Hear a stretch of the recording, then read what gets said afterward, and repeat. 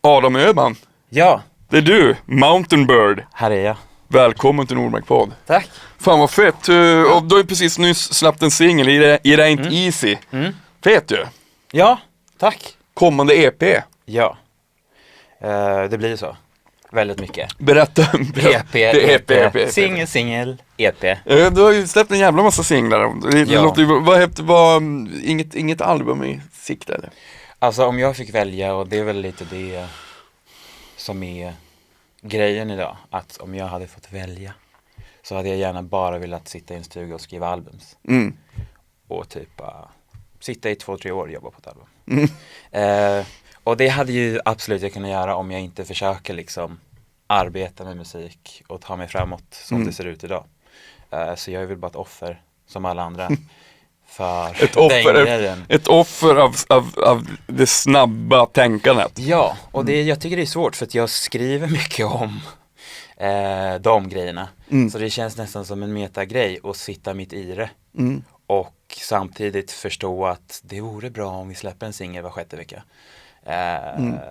Och så utifrån ett branschperspektiv då. Så det är väl alltid en balansgång. Och det är alltid, ja men det känns som 2 personer i mig. Det blir jättemeta att sitta och skriva och bara så här, jag vill jobba med det här egentligen i 2 år. Och så vet man att, ja men om skivbolaget tycker att det låter bra, jag tycker att det låter bra. Men jag vet också så här, vad hade hänt om vi testade en legend till Prophet? Eller vad hade hänt om vi skriver om den här melodin, du vet, så finns det ju allt. Men på något sätt, det handlar väl om mognad också. Jag tror att det har varit bra för mig. För att man kan sitta och jobba jättemycket hela tiden med allting. Så är alla processer liksom. Det vet ju du också. Ja, jo, herregud. Jag pratar ofta om det. Att den här, många artister som jag har här, de vill ofta spela in album. Men att det är liksom branschen som säger så här, nej men nu är det singlar som gäller och nu är det så här. Så det är liksom, man vaggas ju in i något som man tror är en sanning, som inte är en sanning. Jag menar, absolut. Om kreatören fortfarande vill skriva och skapa ett album så borde man ju 100%. Ja, men du kommer komma dit.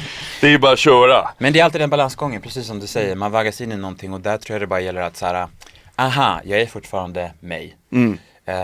Jag har fortfarande, för jag har ju människor utanför skivbolaget också, vilket är jättebra. Precis börjat jobba nu med en jätteduktig tjej som var på Universal Tyskland innan.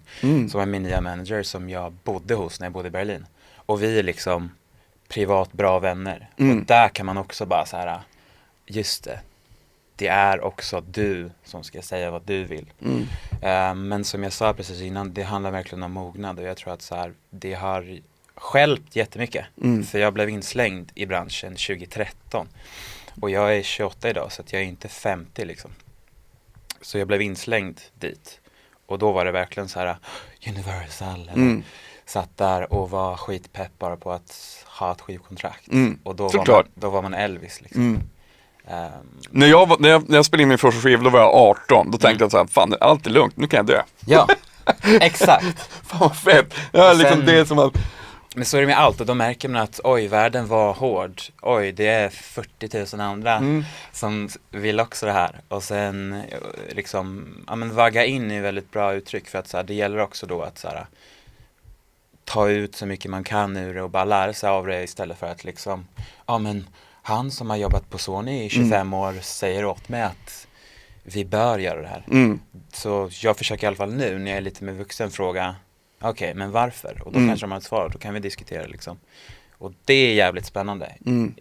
Istället för att det ska bli så här, du är artist, vi är skivbolag. För att jag menar, alla vet ju det idag. Det är inte så idag. Nej. Men den frågan, varför den är ju bra att ställa sig överhuvudtaget. Varför man gör saker. Alltså den ställer mig hela tiden. Varför går jag ens upp på morgonen? Jag tror det är jätteviktigt.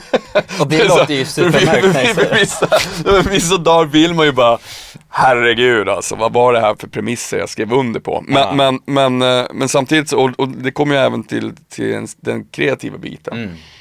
Det är väldigt, det är läskigt att ställa sig den frågan. Varför man håller på. Ja. Men för mig är ju någonstans det viktiga med att jag håller på är att it makes sense. Alltså känslan av att göra någonting som betyder någonting för mig. Och jag tror då är man lite mer immun mot, liksom, då kan man ta, det är ju jätteunderbart allting som händer och så här, då blir man varken, för jag känner mig inte hatisk någonting mot den själva kulturen. Jag förstår varför den existerar, men man kan fortfarande ta allting med en nypa salt då, för att så här, om anledningen varför jag gör det är för att jag vill det och för att jag mår bra av det och att ingen behöver höra det jag sitter och gör klockan 03.30 när jag är salongsbrusad en fredagskväll liksom, och bara har feeling liksom. Har man kvar den kärnan, tror jag i alla fall för mig har det funkat väldigt bra då, att resten blir bara en bonus liksom. Fett, Spotify plockar upp den här, varför? Jag har ingen aning. Det är ett lotteri liksom. Och då blir det alltid bonus, och då vet jag att jag kommer kunna leverera ungefär utifrån vad skivbolaget säger, och om jag inte kan det så får de ju liksom diskutera det. Men att det på något sätt känns bra också. Och jag menar, jag skriver jättemycket. Vissa kanske vill göra ett album var 50 år. Och det är ju superfine det också. Men jag tror att, som du säger, att man känner efter lite utan att överanalysera. Och det är där balansgången kommer in. Att man liksom så här, varför jag gör det här? Finns det alltid någonting som jag vill göra? Jag menar, hade jag bara gjort det för att så här, tjäna pengar, då hade jag inte gjort musik. Nej, men exakt. Då hade jag utbildat mig till jurist eller någonting. Ja, precis. Det är en bra insikt. Det säger folk bara så, vad har du för tips och råd till musiker? Gör något annat. om det inte är verkligen det du vill göra. Nej, man ska inte behöva leta efter tips och råd. Nej, alltså det är liksom... På något sätt. I alla fall varför man börjar. Alltså jag kommer ihåg verkligen, alltså när jag... Pengar fanns inte ens i... Jag tänkte inte ens på det. När jag väl kände att nu ska jag satsa och hålla på musik. Det var liksom, det enda jag tänkte på var att jag ska få det att funka. För det här är det enda jag vill göra. Det känns... Om jag får göra det här och det sen funkar. Precis. Fan vad nice. Men det är ju svårt att komma fram till, och man möter ju otroligt många hinder. Och de får massa nej. Och en jävla massa nej. Jag får typ så här 25 nej per dag känns det som. Så att nu privat, när folk bara så här, ska du verkligen ha på det där? Eller bara så här, ja men någonting som man för några år sedan bara, jag vet inte. Vad tror du om att jag har den här skjortan på dig? Exakt. Nej men så bara så här, ja, du tycker det. Och det har ju också, det är det som är fint, för att nu låter jag som att jag är 75 och försöker prata visa ord, men jag är inte liksom 18 längre. Jag tänker att det har hänt mycket på de här 10 åren som jag har försökt vara artist, eller sedan 2014 då. Framförallt med den privata grejen också, att så här, man är otroligt stark, alltså mycket starkare nu privat. Jag hade alltid uselt självförtroende. Det var typ därför jag började med musik, för att jag kunde vara själv och prata utan att andra tog plats liksom. Hur var du i skolan då? Jag hade ju mega problem till och med att alltså hålla en föreläsning. Det var min värsta. Då skrev jag, kan jag skita i föreläsningen så jag skriver hellre längre. Ja. Liksom, alltså orden muntlig presentation. Ja, muntlig presentation. Det skär ju fortfarande. Alltid sjukskriven. Exakt. Så var det. Absolut. Muntligt var det allra jobbigaste. Sen har jag haft tur, privilegierat och haft det enkelt. Alltså själva läsandet liksom. Och så. Men det är så mycket som make sense, den här freudianska tänket när man tänker tillbaka på barndomen och när man är lite äldre, att så här, det var ju, jag var ju inte intresserad av någonting annat än musik. Fast jag inte sysslar med så mycket musik just när jag var jätteliten. Men tänk på att miljön är ju så, alltså det är så fruktansvärt mycket. Alltså hur mycket, jag hade en lärare som sa till mig så här, för jag sjöng jättemycket när jag var liten. Och så sen hade vi haft någon jävla, jag kommer inte ihåg om det var vid jul eller någonting så, och bara, det där lät ju verkligen inte bra på här. Vad dåligt du sjöng idag. Och sen dess, efter det slutade jag sjunga helt. Det där kan verkligen sätta spår. Jag sjöng aldrig mer. Nej. Nu har jag börjat sjunga vid åldern 40. Innan var det bara trummor. Liksom. Jag kan inte sjunga. Ja, det där är, jag blir rädd bara att, har du barn? Nej. Den dagen om jag får barn. Så jag kan tänka på det redan idag. Att så här, saker jag säger kan verkligen sätta spår. Ja, åtminstone en viss ålder tror jag. För jag kommer fortfarande ihåg det. Men jag kan väl inte sjunga, fuck that. Ja. Sen kanske det är känsligare miljö i skolan, jag vet inte det, men det är verkligen, du har rätt i det, att så här, det krävs viss uppmuntran, och jag tror att jag började ju alltså producera och skriva musik relativt sent om man ser på en sån här story Själv, jag grej, med liksom. alltså. Men ändå relativt tidigt, 14-15 kanske. Det är ju tidigt. Jag började ju fan producera egna grejer när jag var 30. Ja. Men innan hade jag bara liksom spelat trummor och liksom verkligen bara sett mig som en batterist. Så var ju min syrra. Mm. Och hon gjorde verkligen att jag ville hänga med. Hon hade så här coola kompisar över. Jag minns när syrran tog studenten, de hade så här, spelade band. Jag fick springa med batteriet till någon pedal liksom. Jag tycker det var så jävla fett. Och då hade jag inga egna vänner som gjorde musik. Och ja, men det är alltså att det spårar mig på ett positivt sätt, att bara så här, fan vad coolt att de liksom står här och bara framför någonting. Och så det var ju länge att jag ville vara min syrra helt enkelt. Jag var inspirerad av henne. Fan vad fett, så det var din syrra som ledde dig in på musiken på det sättet? 100%. Slå av den här jävla fläkten. Jo men 100%. Grymt ju. Hon var ju trummis liksom. Vilket var coolt idag också, men coolare då. Att vara ensam kvinna liksom och sitta och studera trummor liksom. Och så jag lånade hennes trumset helt enkelt. Och fan vad mäktigt. fick kärlek för trummor helt enkelt. Så då blev jag trummis. Så ditt första instrument var trummor också? Ja, och jo, det var det. Fan vad bäst. United alltså. Ja men vad fint. Ja, men som du sa, gudskelov så har ju saker och ting hänt. Nu ser man ju mer tjejer. Ja, exakt. Framförallt trummor var ju helt, det fanns ju ingen som spelade trummor. Nej. Men och det handlar ju framförallt hur det såg ut tror jag, och bara så att det fanns ju jättemånga trummisar, men jag tror inte att man vågade riktigt. Nu är jag man så att jag vet ju inte hur det var, men att man inte riktigt vågade ta plats liksom. Ja, men man blev nedtryckt hela tiden, precis som vi ser överallt liksom. Verkligen. Fortfarande. Ja, precis. Gudskelov så går det åtminstone. Det känns som att det går framåt. Jag tror det också. Det gör det. Men jag tänkte på annan inspiration och den här EPn och ditt sound. Jag gillar det jättemycket. Det låter svinfett och bra. Det har ju någonting. Du har något tidlöst över produktionen också som jag tycker. För proddar du också och gör allt själv? Jag proddar. Nu, för mig har det varit jätteviktigt också att våga jobba med andra. Men rent liksom kärnan behåller jag helt själv. Men också vill inte jag vara den här snubben som bara, för att jag kan producera vad nu det är liksom. Det är så jävla flytande att producera musik. Men jag kämpar nu med att inte vara den här killen som så här, men jag gör allt själv, och så är det den viktigaste kärnan med musiken. För att det är skitcoolt, men jag bryr mig inte ett skit om att göra allt själv. Exakt likadan.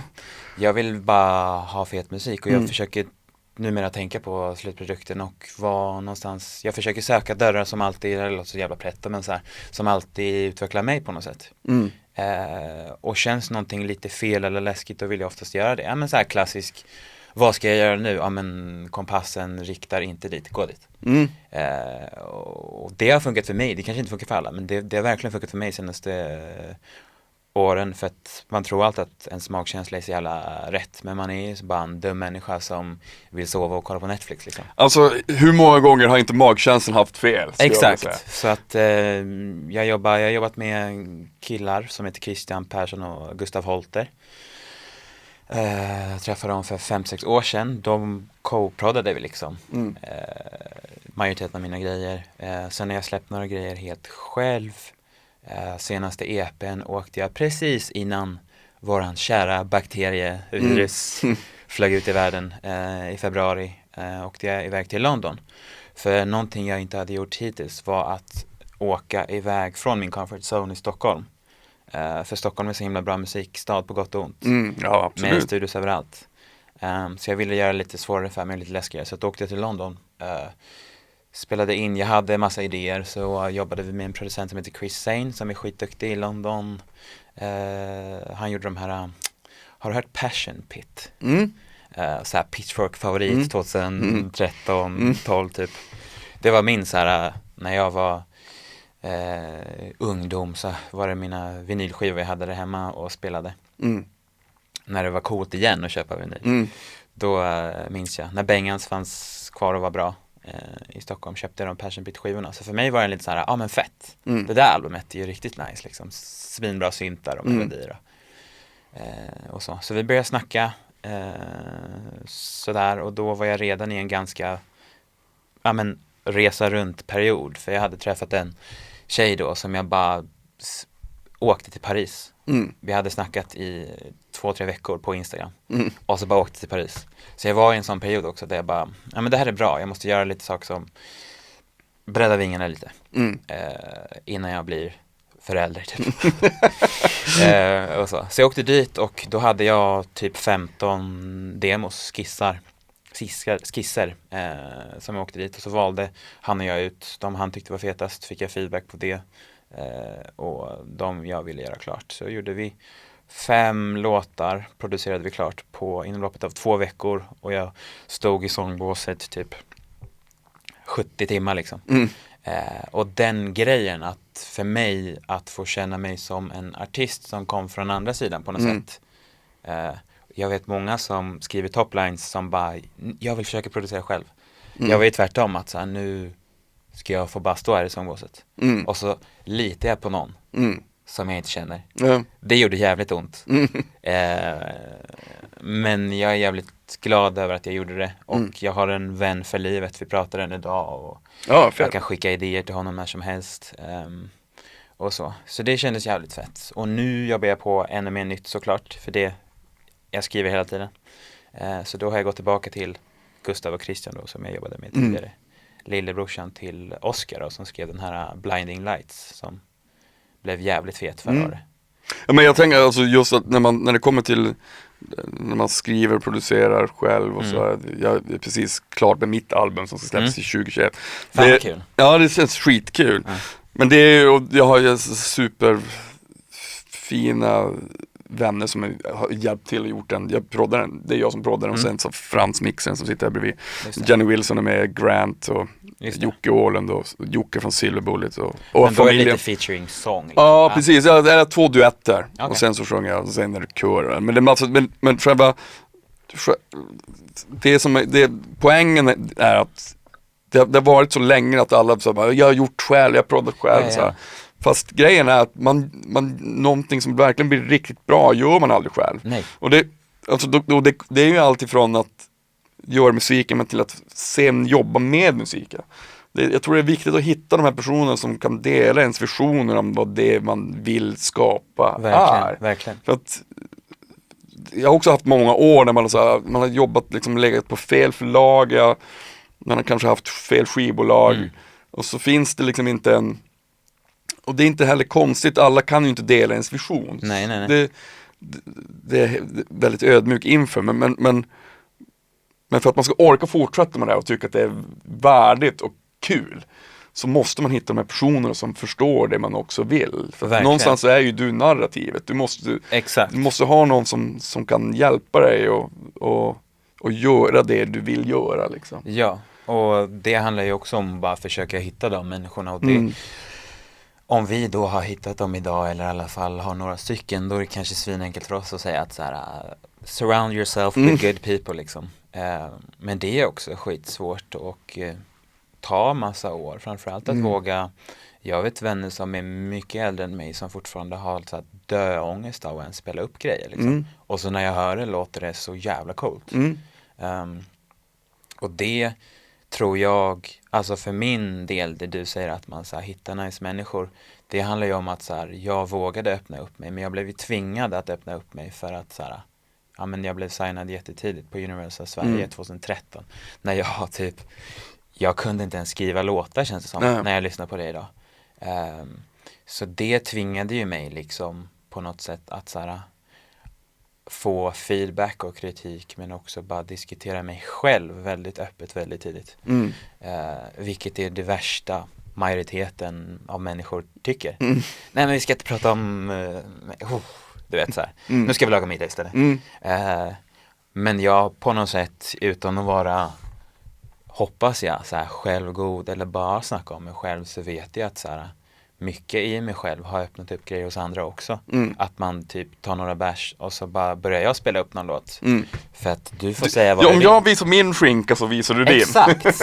Och då liksom, många möten har varit så fina då. För att då bara, jo men jag har en till grej, den här också.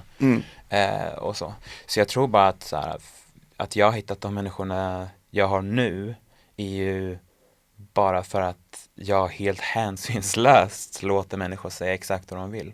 För jag tror att ju fler källor desto mer förståelse får jag också. Och så. För att det man lär sig också, eller vad jag har lärt mig när man är i skivbolagsträsket utifrån att man ska hitta något nytt skivbolag eller man ska bara, ja men som alla gör, man skickar runt grejer. Det är ju också att de flesta tycker helt olika. Jag vet, jo. Så att det har varit någon slags metod att hitta ett mönster också. Aha, men 100% av de jag skickat till tycker att det här pianot suger. Det kanske finns något i det. Men om någon kanske säger, nej men du kanske ska skriva om den här sångmelodin för att de normalt sett skriver jättepoppigt eller älskar metal. Det är ju asmäktigt liksom. Men det där är en kompass som är svår att kalibrera. Verkligen. För att det är därför mer är bättre. Det är det jag ja, menar liksom. jag tror bara också det. släng ut skiten. Ja, jag tror också det. För att jag menar alltså att sitta på något som är unikt, det är ju beundransvärt och eftersträvansvärt tycker jag. Verkligen. Alltså att man ska ta in det folk tycker såklart, men man måste också vara beredd att sätta på skygglapparna och skita i vad folk tycker. Ja. Och där måste man hitta en för att jag menar, det kan inte vara så att alla tycker om det man gör såklart. Nej. Men det är också så att man ibland bara, jag är skitsvårt för att ta kritik. Jag tycker jag jobbar på det varje dag. Det är en sida som jag verkligen inte är stolt över. Och jag kan bli förbannad och sur. För att det gör ont när man har visat skinkan. Och så tycker inte någon om ens skinka. Då vill man liksom... Man måste lära sig ta smisken på skinkan. Ja, men så liksom. är det. Och så. Och det är alltid när man pratar om såna här livsfilosofiska liksom, vad är det som gör det där och det där, så blir det lätt att man så här, låter som någon som kan allt. Men så här, jag mår ju också fett dåligt av kritik liksom. Men med det sagt så har jag idag... Men det kanske är värdelöst. Ja, exakt. Fan, är det så? Men så här, jag har fått 5 e-mails idag som säger nej. Och jag tänker att också det är det steget jag har tagit med att försöka vara artist. Och majoriteten av artister tar typ så här 10-15 år för att verkligen liksom bli bra. Jag läste någon artikel i förrgår som pratar om att det tar 23-28 låtar i genomsnitt för en artist att få liksom en A-lista på radio eller ens ett fullt gig i en klubb liksom. Jag har inte släppt 28 låtar än. Och så. Och det blir mer och mer idag som pratar med början också med Spotify och allt det där liksom. Så jag tror att jag kan ju gå och ställa mig på ett kontor eller så får jag bara liksom på något sätt se det roliga med att fan vad fett att så här jag i alla fall kan ha råd med mat och sitta i en jävla studio och gnälla över mina grejer och min livsfilosofi. Det är ju fett. Och så relatera folk. Vad är det ens liksom? Nej, jag vet, det är ju väldigt abstrakt. Men samtidigt så, alltså som vi var inne på innan, när man väljer det här yrket som är liksom, det är ju alltså, det konstiga är att det är så många som vill hålla på med det. Och jag menar visst, om man slår ut det på en hel befolkning så är det ju inte många å andra sidan. Det är ju en smal del som ändå som väljer det här narryrket på något sätt. Men det är också väldigt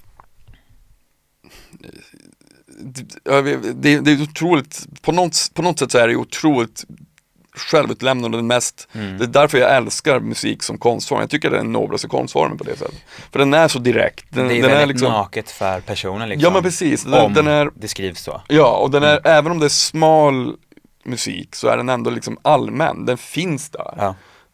Sen finns det en massa fel. Alltså, det är svårt i den tiden vi är nu för att utvecklingen hänger inte med kanske tekniken. Så att, och det ska gå väldigt snabbt också. Jag menar det är väldigt många, jag har tänkt likadant och blivit besviken så fort det inte går så snabbt. Och så här brukar säga det också att så här, det är jättemånga, inklusive mig, som liksom man vill stå på röda mattan. Man ser på Leonardo DiCaprio men man ser inte på när han läser det där 7000 sidor manuset och är full på whisky och har dödsångest liksom. Fan, det låter underbart också. Okej, ja, men det fattar. Jag tycker också det låter fantastiskt. Whisky.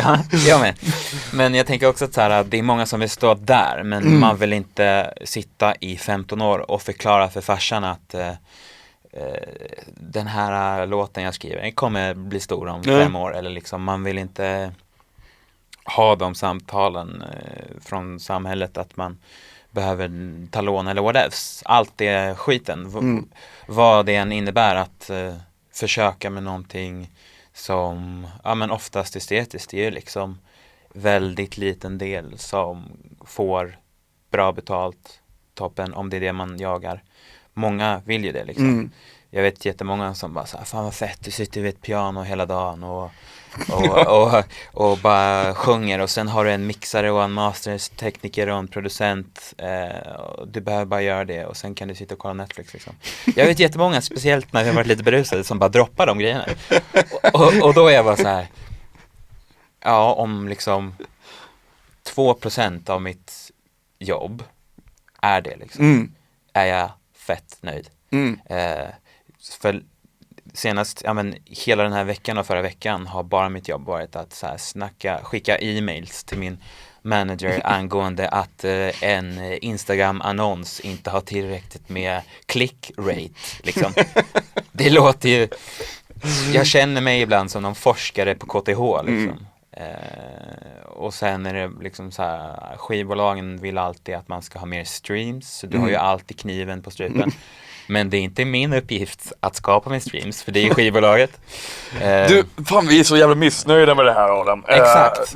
Varför har vi inte mer streams? Exakt. Ja, jag tror att ni skulle fixa det här. Alltså, det är blir som liksom att jag... en dragkamp. Ja, jag älskar mitt skivbolag, men det är så ironiskt när man tänker på vad fan är det man håller på med liksom. Det är som att jag skulle skicka ett e-mail och bara, du, den här refrängen jag skrev, jag är inte nöjd med den, kan ni fixa den? Så det är mycket så, du har alltid, du är ansiktet utåt, du är liksom, ja men om regeringen, the government i USA är skivbolaget och managers, och du och alla andra pressfolk eller vad som helst liksom, sköna polare man jobbar med, vad som helst, alla andra, så är ju alltid du presidenten.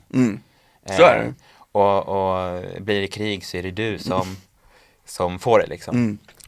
Och så. Och jag menar, det är så sjukt kul tycker jag numera att göra allt det och verkligen så här tänka ut. Jag har ju blivit nästan utbildad i PR för den grejen.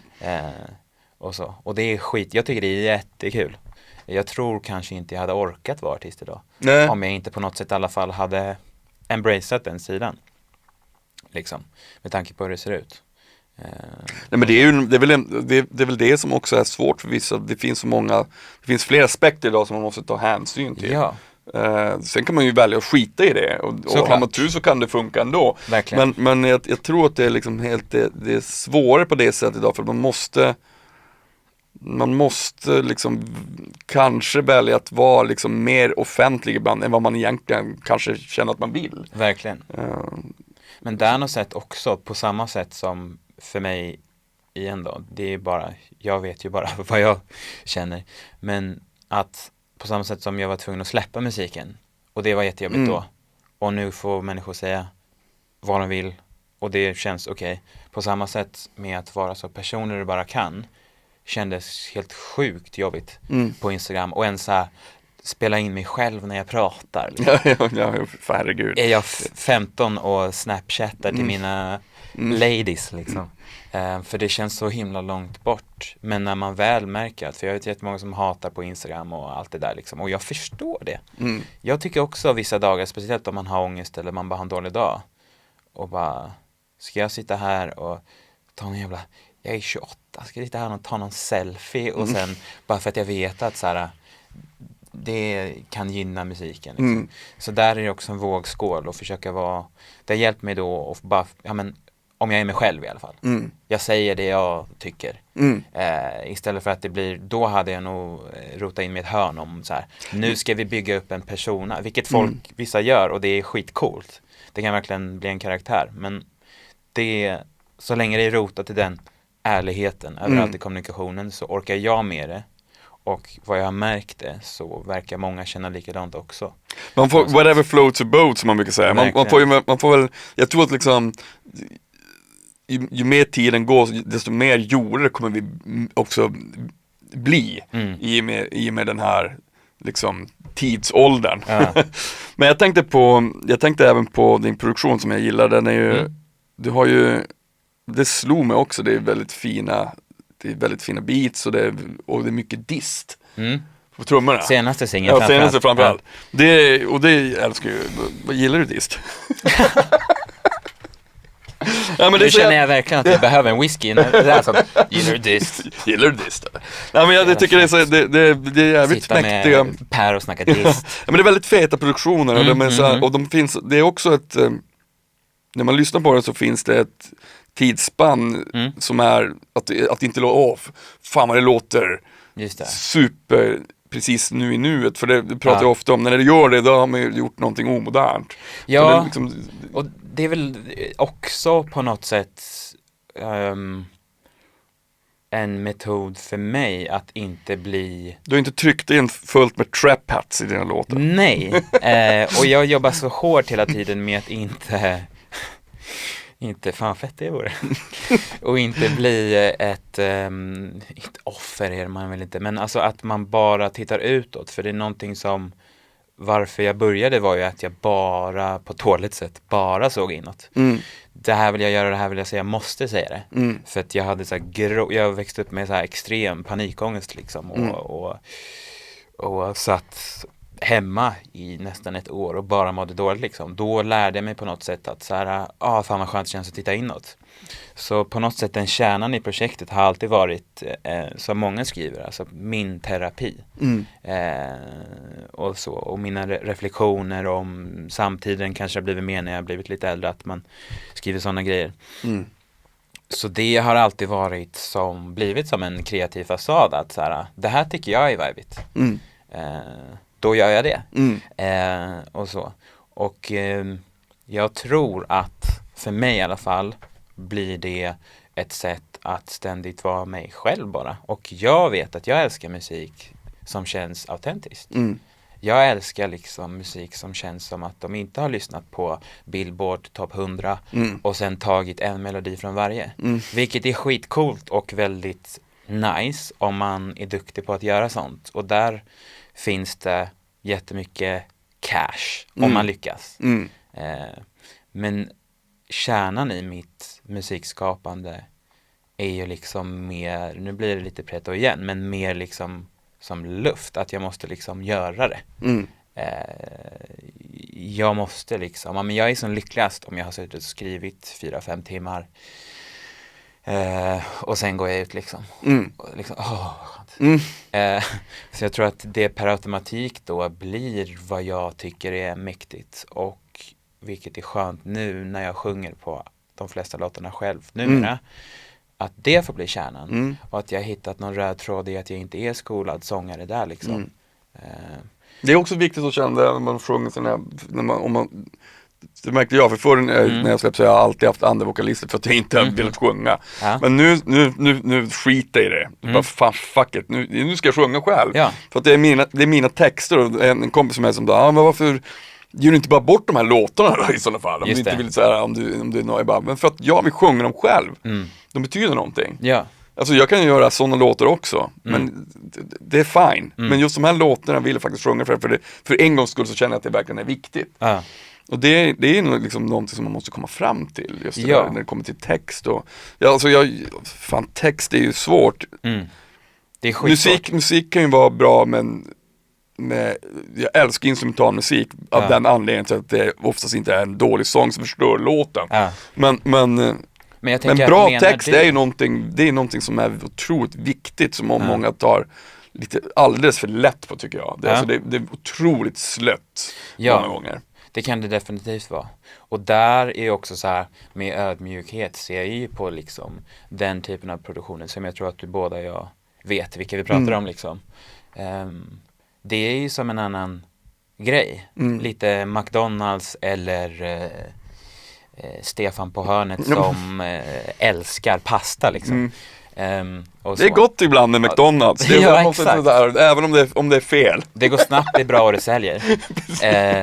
Och det är liksom, ja men jag kunde hata den grejen, men jag respekterar verkligen den grejen, jag tycker det är skitcoolt. Men jag tror bara att så här, för mig, rent mycket av min privata person syns, eller jag jobbar med samma metoder i musiken på något sätt, att så här, ja men om jag är 100% mig själv privat, då kommer jag direkt se vilka som inte tycker om mig och vilka som verkligen vill vara min vän.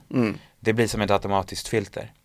På samma sätt som om jag gör den här låten precis som jag vill ha den, med obviously så försöker jag ju skriva pop, så att jag tyvärr sitter inte och skriver 25 minuters alster, vilket hade varit asmäktigt. Men jag har ju fortfarande bak huvudet att så här, okej, men fett, nu försöker jag skriva till Mountain Bird. Men okej, det här har jag gjort förut, vet man är ju lite logisk liksom. Men nu säger jag verkligen vad jag vill säga. Det här tycker jag är så jävla mäktigt. Då gör jag det. Då kommer jag ju direkt märka att så här, de där hatar den här musiken. De här vill verkligen jobba med mig. Liksom. Så det har blivit på något sätt en metod för mig att skippa den här frustrerande förvirringen. För det finns så många människor som också jag vet som har försökt, de vill liksom komma framåt, och så sitter de och bara kopierar andra för att de tror att det är rätt. Men på samma sätt som om jag skulle kopiera din stil eller din personlighet, för jag vet att Per har många vänner. Jag ska vara som han. Men sen är ett annat sällskap. Nu är jag som Per, men ingen här gillar Per. Då är jag som, då måste jag hitta en ny, och det blir en sån ständig liksom förvirring, och det tycker jag är så sjukt jobbigt. Så jag har bara börjat så här 100% bara liksom, nu gör jag det jag vill, och det är jättefint om du inte vill vara med på tåget. Och jag respekterar det. Då får jag så mycket mer glädje och kärlek i det själv. Och jag märker på andra att de får så mycket mer tydliga liksom bud på något sätt. Och jag tror att då blir det en tydlighet som är jättebra alltså i all kommunikation med folk. Men också så kan jag på något sätt stå för det. Och det känns himla bra bara då att få skriva min musik istället för att jag skulle behöva försöka, men den här Tove Lo-låten är asfett, då gör jag det. Då kommer det också bli en så här spretighet, tror jag. Men dessutom så du är ju klok där, du har ju blivit jordad i det. Att det tar ju tid att landa i den självinsikten också. Att våga liksom tro på ens egna uttryck och att inte snegla åt andra håll. Ja. Det jag är fortfarande extremt osäker i det. Ja, men det kommer man väl alltid vara. Det är väl också men det är ingen fel idé. Nej, och det är någonstans där. Alltså letandet ska man ju alltid ha. Ja. Det måste man ju ha för att det ska bli någon slags för att man ska hitta någon slags nerv och någonting att nysta i. Såklart. Man sitter ju inte inne på sanningar, tvärtom. Nej. Men däremot så kan man ju liksom vara trygg i att man har vissa sidor som är unika. Ja. Och de ska man ju embracea liksom. Exakt. Och det tycker jag att du gör. Och jag älskar din singel, Adam. Den är fantastisk. Tack för att du ville vara min gäst. Tack så jättemycket. Nu drar vi åt helvete. Nu drar vi åt helvete.